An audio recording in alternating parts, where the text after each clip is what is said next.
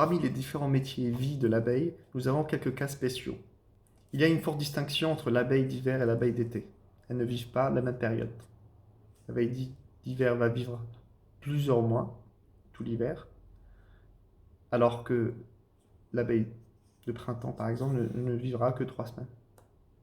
Les abeilles d'hiver naissent entre septembre et octobre et sont beaucoup plus grasses que les abeilles de printemps.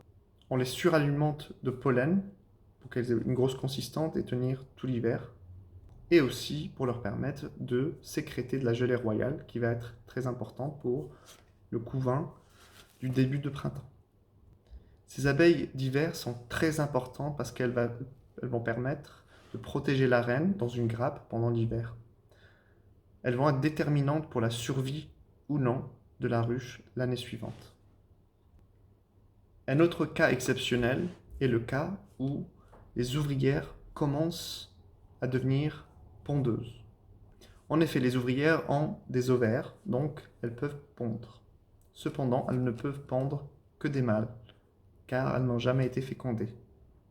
Ainsi, si la reine est morte, par exemple par accident,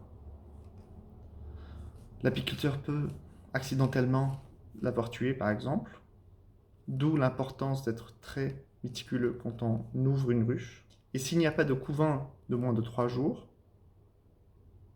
les abeilles ne peuvent plus élever de nouvelles reines. Après un certain temps, l'odeur de la reine morte disparaît. Sans cette odeur-là, les ovaires des ouvrières vont grossir.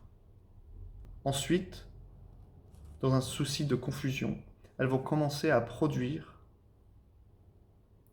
et pondre donc des œufs, des faux bourdons, des abeilles mâles. Ainsi, on nomme habituellement une ruche bourdonneuse et anarchique parce qu'il n'y a quasiment que des ouvrières qui sont en train de pondre, que des faux bourdons, que des mâles. Elle est condamnée à disparaître.